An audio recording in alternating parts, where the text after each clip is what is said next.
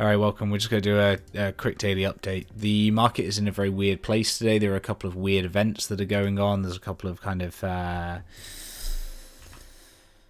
exchange-related things that are also going on today. Overall, it's just kind of like a very odd feel to the market, and something that I think is, for me, not really worth trading right now at the moment.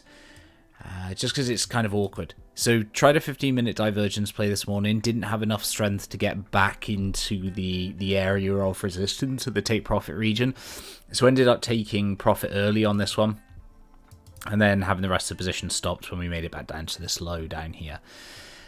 Just awkward all around.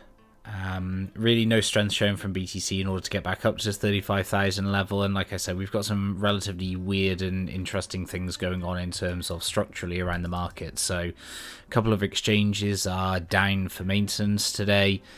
We've got the Michael Saylor release from the Bitcoin mining convention, where he's talking about the electricity usage for Bitcoin, and he's doing that as a general briefing for the public at 5 p.m. So there's a couple of weird things that are going on in the market today, and the action that we've seen today is also quite strange. I suspect that we're going to see weird price action. So it's something I'm not really too interested with getting involved with today. Today will just be a day for, probably buying more NFTs for me and then sitting there and not doing a lot else. But that's really it at the moment. Like this price action here is really good. Like the 4-hour time frame is fine because it's tapping into this region of demand just down here. I think that UB is looking at a trade from this region, if I remember correctly.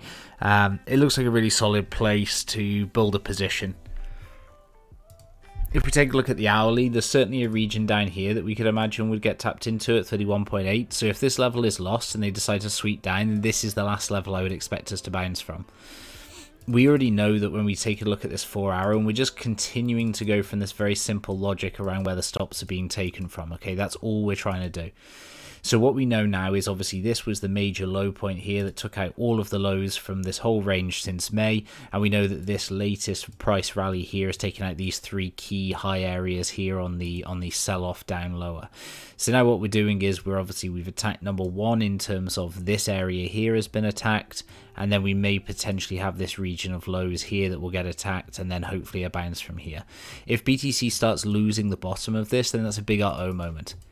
Right, we really don't want to see that happening. We don't want to see Bitcoin shit the bed through this region, because losing this region again, another touch at this level, would not be great for BTC. So really what we're hoping to see here is, some sort of reaction either off this low level here, off that 4-hour cluster of demand in here, or at worst 31.8. They're the regions we really want to see hold. ETH here is another interesting one. So I closed this position out, which I think was a really sensible thing to do based on the market conditions and also the potential for ETH to head lower. So what we can see on ETH at the moment is that it's really trying to hold up against this support level here. So it's a good support level on ETH just through here, and we're really trying to hold on to this level. So this sort of 2100 level we're really trying to battle hard for. If we fall through this level, then I expect us to head pretty quickly down to potentially 1900. We have got one level here just below the 2000s that could also act as a support level. We're just a little bit unsure at this moment in time, because the higher time frame picture says that this is basically a very important daily SR level, and so we would hope that the ETH would try and hold up when it gets towards this sort of 1990 level. Somewhere around there would probably be good for ETH to hold up. But this is the gap. This is the gap here. If we fill this gap and come down to the 1980 level, then I think this looks good. Downside again from the ETH perspective here is that we know that ETH also in a similar fashion to BTC, ETH went ahead and took out the highs from here. Right, so ETH actually raided these set of 2 highs over here. Great raid on these highs, takes out the stops there. Big reaction. We get the awkward 4-hour divergence, which is one of the primary reasons for closing down the position. And now we're sitting on this support level again. And this is the, first, second, third touch of this support level. So we can also, potentially think about what this looks like if it does break down. We can't short it here because we're sat at support. But we could potentially look at getting short if this does, break down through this level.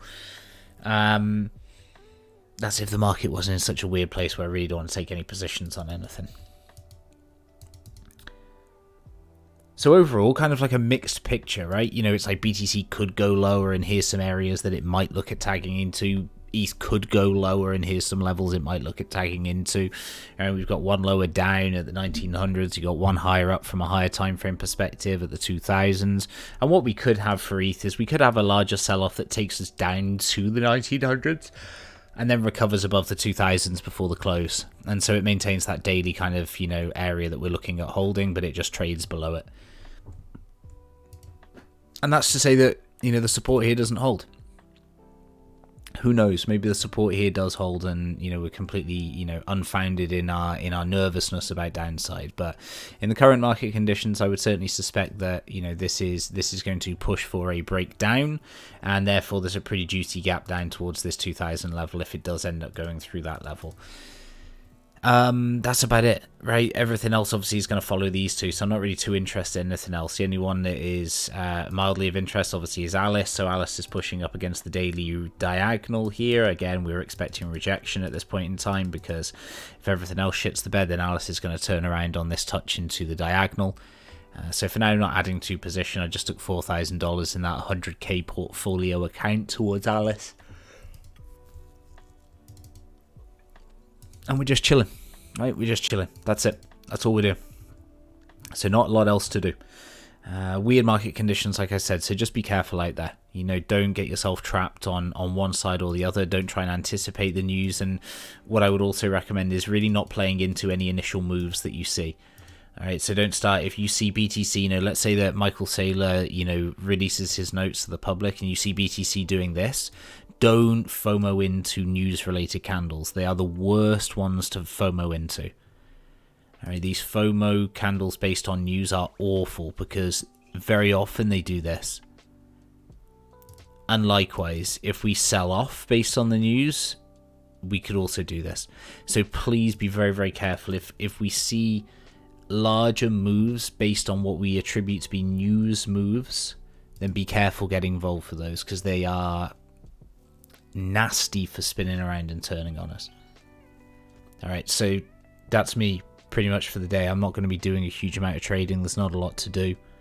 I'm just going to be looking at some NFT stuff. I'll do a video on NFTs in a second, just to kind of cover off where I am at the moment with that and wider thought process. And that's it. Enjoy the rest of the day. Good luck out there.